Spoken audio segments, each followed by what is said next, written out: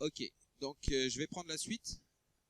Je dirais presque la suite logique. C'est-à-dire que Alex vous a présenté la plateforme BIM 360 de façon, on va dire, globale, sans rentrer dans les détails de chacun des modules. Donc là, on va explorer l'un de ces modules, qui est donc le module BIM 360 Build, et qui s'adresse au chantier et qui offre en fait sur notre plateforme commune la possibilité de suivre les chantiers, d'avoir un outil pour répondre aux besoins de tout ce que l'on peut avoir à faire sur un chantier d'un point de vue suivi. Alors, donc vous vous souvenez de cette slide pour ceux qui ont assisté à la présentation précédente. BIM 360 Build fait partie de l'offre BIM 360 globale. Alors peut-être que certains n'étaient pas là sur la présentation d'avant, donc je vais rapidement réexpliquer le concept.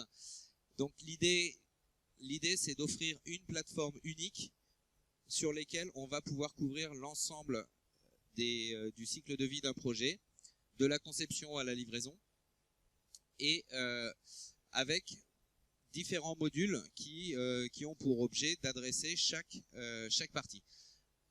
La première chose, c'est, je dirais, la première brique, c'est Docs, et c'est même plus qu'une brique, c'est un socle. C'est-à-dire que c'est l'endroit où on va venir stocker l'intégralité de la donnée du chantier. Alors ça a son importance, c'est-à-dire que quel que soit le module que vous allez choisir, il y aura toujours Docs dedans, parce que c'est là que sont les documents. Donc c'est ce qu'on appelle l'environnement de données commun, c'est le Common Data Environment en anglais.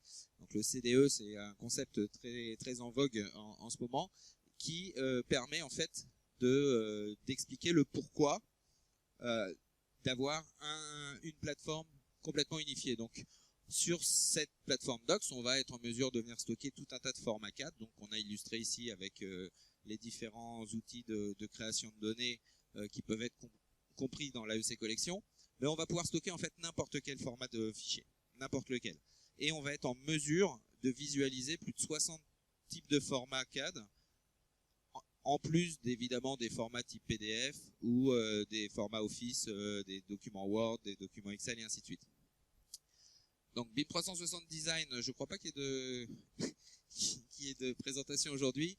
Là, c'est pour les utilisateurs de Revit et de Civil 3D. En fait, c'est d'offrir un environnement de travail collaboratif qui vont vous permettre en fait de faire travailler plusieurs équipes en même temps sur de mêmes fichiers, et l'ensemble étant consolidé sur cette fameuse plateforme commune, avec un certain nombre d'outils qui permettent effectivement de travailler efficacement en collaboration.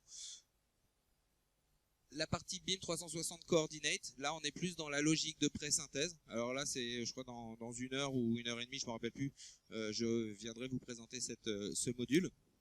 Là on est dans la logique de la pré-synthèse, de fournir en fait aux différentes équipes de maîtrise d'œuvre et au bureau d'études d'exécution des outils qui vont leur permettre en fait d'améliorer le processus de coordination et de synthèse qui est fatalement nécessaire sur tout chantier, et on va dire de rendre beaucoup plus efficace le fonctionnement global de la cellule de synthèse. Donc BIM 360 Build, qui va adresser aussi bien la partie chantier que la partie livraison, c'est ce qui va nous intéresser. Donc j'aurais même pu agrandir un petit peu le cadre pour englober la partie livraison. Donc là c'est l'outil plateforme, l'outil qui s'appuie sur notre plateforme et qui va donc adresser le chantier. Et donc à droite, on retrouve effectivement des applications tierces qui sont connectables à notre environnement au travers de la plateforme Forge, dont vous a parlé Alexandre il y a quelques minutes et dont il vous reparlera à 17 h. Et voilà. Alors, globalement, en fait, notre plateforme BIM 360, elle a pour objet de couvrir tous ces besoins sur un projet, donc que ce soit de la gestion documentaire, de la conception collaborative, donc de la coordination synthèse, des visas, donc les notions de coût, ça c'est quelque chose qui est arrivé plus récemment, c'est plus aujourd'hui plutôt orienté pour la gestion des coûts, on va dire, au niveau du budget contractuel et les travaux supplémentaires. On a conscience qu'il va falloir encore enrichir cet environnement et on va rajouter une notion de suivi des paiements pour pouvoir éventuellement avoir un aperçu de où on en est financièrement sur le chantier, pas seulement en termes de débit, mais aussi en termes de crédit et globalement de trésorerie, on va dire. Et puis la partie contrôle qualité, livraison, sécurité, qui va être notamment couverte par le module dont on va parler maintenant, Built, et l'analyse des données et le stockage de ces données. Donc tout ça, ce sont on va dire des usages du BIM en l'occurrence, mais pas nécessairement. Ça peut très bien se faire à partir de données 2D traditionnelles. Alors le premier objet, la première volonté de 1360 Build, c'est de permettre de digitaliser les chantiers, donc de numériser notamment les documents et de les avoir sur soi. Comment ça va se traduire? En fait, ça va se traduire par le fait que, en stockant l'ensemble de ces documents sur BIM 360 Docs, du fait de cette plateforme unique et unifiée, on va avoir la possibilité de retrouver tout ce qui a été stocké sur cette plateforme en situation de mobilité avec une seule application mobile qui est valable pour Docs, qui est valable pour Built, et ainsi de suite.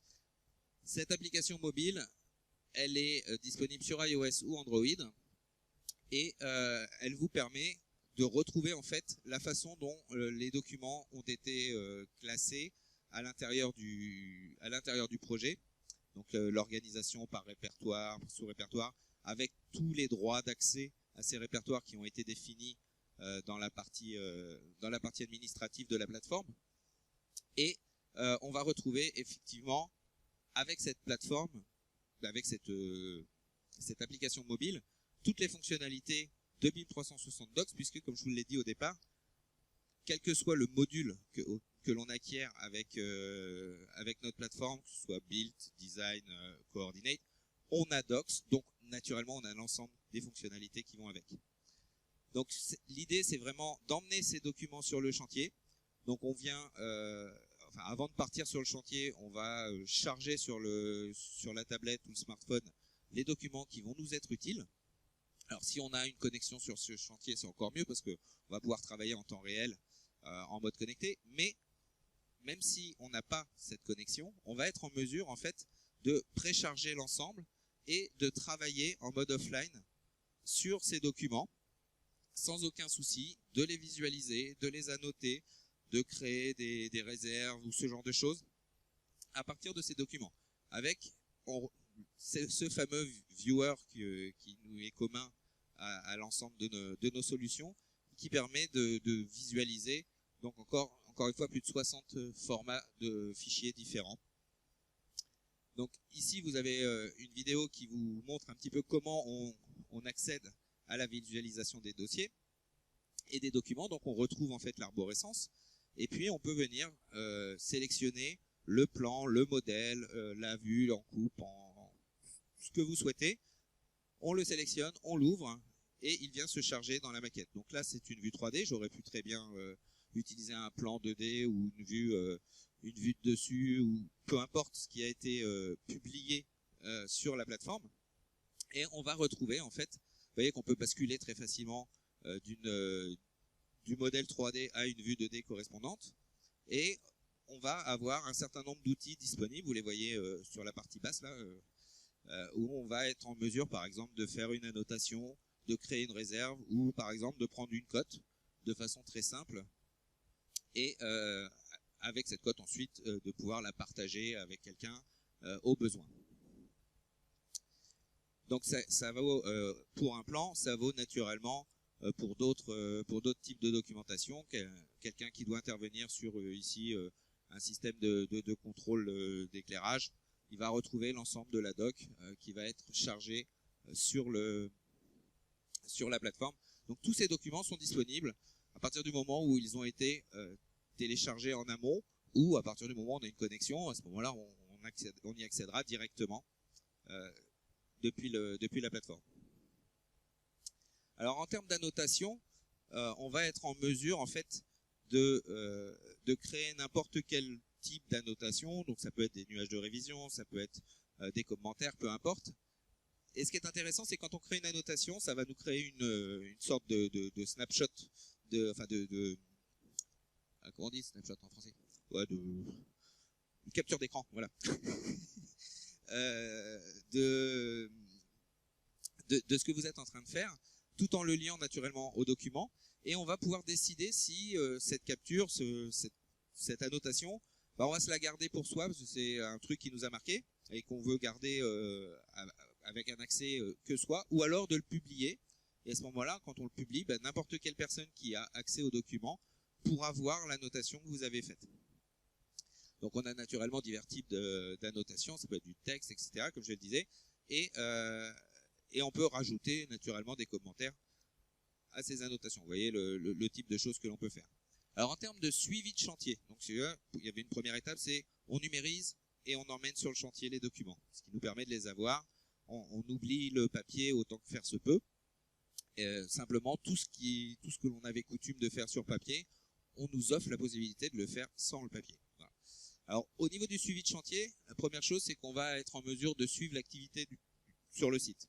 Donc on a un outil qui s'appelle le journal de bord du chantier, qui nous permet chaque jour en fait de noter des informations qui vont être intéressantes. La météo, ça peut paraître gadget, mais sur un chantier c'est pas vraiment gadget, hein. C'est quelque chose d'important parce que ça peut avoir des conséquences sur l'activité réelle effective du chantier. On va pouvoir aussi, ça c'est assez important, consigner en fait le temps passé par chaque entreprise sur le chantier. Donc ça peut être fait par exemple par l'entreprise générale pour consigner le temps passé par ses sous-traitants, ou ça peut être une entreprise sous-traitante qui veut savoir combien de personnes elle avait, entre eux des intérimaires, ses propres équipes et ainsi de suite, pour après avoir ces informations disponibles par exemple pour vérifier la facturation des entreprises d'intérim. Ça peut être quelque chose d'assez intéressant. Et on a une zone de notes donc qui permet en fait de faire des sortes de mini compte rendu de chantier pour soi-même ou à partager. C'est selon le souhait. Alors ça c'est la première chose. Donc vous voyez comment on peut venir consigner le temps passé avec par entreprise. Ça peut être même fait individuellement par personne avec le nombre d'heures correspondant. Alors la gestion des réserves, ça c'est une grande question. Je pense que tous les logiciels de suivi de chantier s'intéressent à la façon de gérer les réserves. Donc là, ce qu'on va pouvoir faire, c'est à tout moment créer n'importe quelle réserve que globalement dans notre solution en fait on appelle problème, parce que en fait comme j'ai pu le dire au départ, cette solution s'adresse à l'ensemble du cycle de vie du projet. Et quand on rencontre un souci en phase de conception au niveau de la maîtrise d'œuvre, on ne parle pas d'une réserve, on parle d'un problème, d'une observation, d'une remarque. Mais il n'empêche que c'est quelque chose qu'il est important de consigner, qui est souvent associé à des documents, à des process. Et donc, nous sur notre plateforme, on a décidé d'unifier en fait l'ensemble de cette notion de problème. Donc tout s'appelle problème, même si quand on est sur le chantier, le problème, on va plutôt appeler ça une réserve. Voilà, c'est aussi simple que ça. Donc on va avoir en fait un outil qui nous permet à tout moment, à partir d'un plan par exemple, en venant mettre une punaise sur l'endroit où on constate le problème, ou à partir d'un modèle, en venant sélectionner un élément du modèle qui est concerné par cette réserve, on va créer en fait la réserve dans le système. Réserve que l'on va pouvoir alimenter avec un certain nombre d'informations. Donc d'abord on va pouvoir sélectionner, alors c'est pas obligatoire, hein. La seule chose qui est vraiment obligatoire lorsqu'on crée une réserve, c'est de lui donner un titre pour définir quel était le problème. Mais il y a beaucoup de champs qui sont assez intéressants à renseigner, comme le type de réserve. Est-ce qu'on est sur un problème qui est lié à un problème de synthèse? Est-ce qu'on est sur un problème qui est lié à une malfaçon, à un problème de livraison? Enfin, peu importe, on peut créer autant de types de problèmes que l'on souhaite. On va avoir un statut, c'est-à-dire qu'au moment où on crée la réserve, on le constate, mais il va falloir définir après où on en est dans la résolution du problème qui a été élevé. On va aussi pouvoir naturellement assigner cette réserve soit à une personne, parce qu'on sait que ça concerne telle ou telle personne et que c'est à elle de régler le problème, ou ça peut être à une entreprise, ou ça peut être à un groupe de personnes, enfin peu importe, c'est ce qu'expliquait tout à l'heure Alex au niveau des groupes, enfin on appelle ça des rôles, voilà, merci. et donc on va pouvoir assigner ça à qui l'on le souhaite pour que cette personne soit informée qu'elle a une action à faire. À ce moment-là, elle va recevoir un email avec un lien dedans, elle va cliquer sur le lien et elle va tomber exactement dans l'environnement où elle va retrouver toutes les informations qui sont liées à la réserve que l'on a levée, l'accès aux documents associés à cette réserve, donc ça peut être des plans si on a par exemple posé une punaise, comme je disais, sur un plan ou sur un modèle. Évidemment, au moment où on crée cette réserve avec son iPad enfin sa tablette ou son smartphone, on va pouvoir lui associer autant de photos que l'on souhaite. Donc on est vraiment en termes de fonctionnement sur quelque chose de très classique et très logique. C'est-à-dire qu'on associe des documents, des images, une description du problème, et ensuite on va suivre la façon dont elle est voulue, et lorsqu'elle est résolue, on va pouvoir la fermer, et ça rentrera dans ce qu'on verra plus tard dans le process de levée de réserve. En fait. Donc vous voyez à quoi ça ressemble. Vous avez chaque réserve porte un numéro. On a des outils de recherche et de filtre pour pouvoir filtrer très rapidement, par exemple, toutes les réserves qui concernent telle entreprise ou ce genre de choses, ou toutes les réserves qui ont été relevées tel ou tel jour, ou entre telle et telle période, etc. Pour pouvoir créer ensuite des rapports de réserve qui sont liés à une semaine d'intervention, par exemple. Pour un maître d'œuvre, c'est quelque chose d'assez intéressant. Typiquement, lui, il va faire chaque semaine son relevé de réserve, et lorsqu'il veut le faire, pouvoir filtrer de cette façon-là, ça va lui faire gagner beaucoup de temps. Donc on retrouve ici les différents statuts. Alors vous inquiétez pas, hein, la solution existe en français. Les captures d'écran ne l'ont pas été, mais elle est parfaitement bien faite. Donc là, on a une vidéo qui vous montre un petit peu comment on vient créer cette réserve, puis ensuite comment on accède aux différents champs. Là, en l'occurrence, c'est la capacité en fait à changer le statut d'une réserve pour indiquer que tel travail a été réalisé. Alors, gestion des contrôles, ça c'est une des grandes forces de la solution, c'est la capacité en fait à créer des listes de contrôles. En anglais, le terme consacré, c'est des checklists. Et en fait, on est dans ce process assez facilement lorsqu'on parle de qualité en France. Tout ce qui va être autocontrôle, en général, ça se présente sous forme de fiche. Est-ce que j'ai bien fait ça? Oui, non, avec un commentaire, etc. Ce que va vous proposer la solution, c'est exactement ça, c'est-à-dire à partir de gabarits ou à partir de l'environnement directement, en le créant petit à petit, on va pouvoir créer des checklists qui vous permettent, voilà, hop, est-ce que j'ai bien fait ça, oui, et ainsi de suite, où ça va bien. On peut évidemment formater ça un petit peu comme on veut. Ce qui est intéressant aussi, c'est que dès que la réponse n'est pas oui, c'est qu'il y a un problème.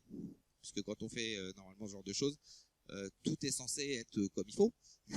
Et donc si c'est pas oui, c'est qu'il y a quelque chose qui ne va pas. Et donc du coup, le système va automatiquement vous créer un problème, ou une réserve, ou voilà, vous l'appelez comme vous voulez. Toujours est-il que le système est automatisé de telle sorte que on va être en mesure automatiquement de ne pas manquer le moindre point.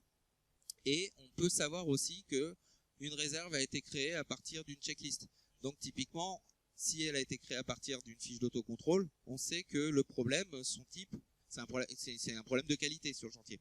Voilà. Donc on est vraiment dans cette logique. Évidemment, l'un des gros intérêts d'avoir une plateforme comme ça et d'y ramener énormément d'informations, ça va être d'exploiter cette information. Et la première façon et la plus logique d'exploiter ces informations, c'est d'utiliser des rapports.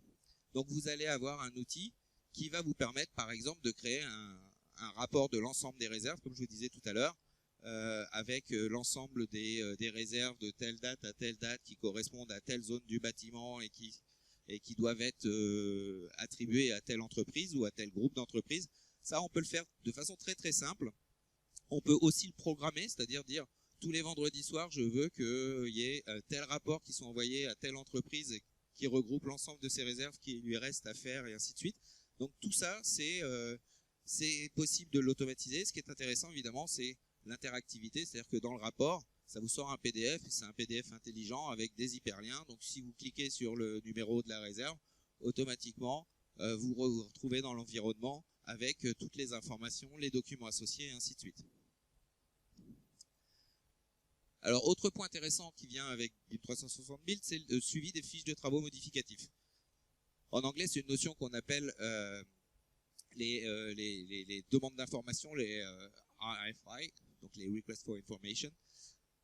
En gros, l'idée, c'est simplement, lorsque il y a un besoin de travaux supplémentaires, de travaux modificatifs, on va pouvoir questionner la bonne personne, donc ça va être le maître d'œuvre, le maître d'ouvrage ou peu importe, et ça va générer automatiquement une fiche avec une demande, avec tout un suivi et une logique, un peu dans la même logique que on va faire des visas, c'est-à-dire qu'il va y avoir, je vais faire une demande d'intervention et on va me répondre, tu dois faire ci, ça, ok, et ensuite ça va passer en validation avec un devis, avec etc. Tout ça, ça peut être géré au travers de cet environnement, avec bien sûr toute la force de la plateforme qui vous permet d'associer aussi bien des modèles 3D pour mieux comprendre la problématique ou d'y associer des plans et avec une sélection des zones pertinentes. Donc c'est quelque chose qui vient avec. L'autre point, alors c'est peut-être quelque chose qu'on utilise moins en France, c'est le suivi de validation des choix d'entreprise. Par exemple, on pense aux listes d'échantillons qu'un archi va devoir valider par rapport à ce que les entreprises vont lui proposer. Ça peut être un ensemble de notes de calcul. Bon, il y a un environnement spécifique dans notre solution qui permet de gérer tous ces choix d'entreprise. En général, sur les chantiers français, c'est géré via le processus des visas traditionnels. C'est-à-dire qu'on vise une note de calcul ou qu'on vise un plan, c'est le même process de visa. Mais bon, voilà, c'est un outil qui vient avec.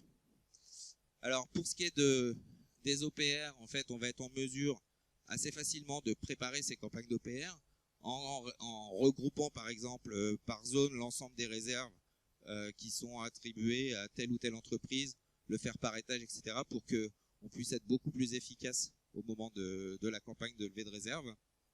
Donc, on va créer, par exemple, des jeux de documents. On va pouvoir filtrer l'ensemble pour avoir tout ce dont on a besoin à l'instant T lorsqu'on va être amené à faire cette levée de réserve.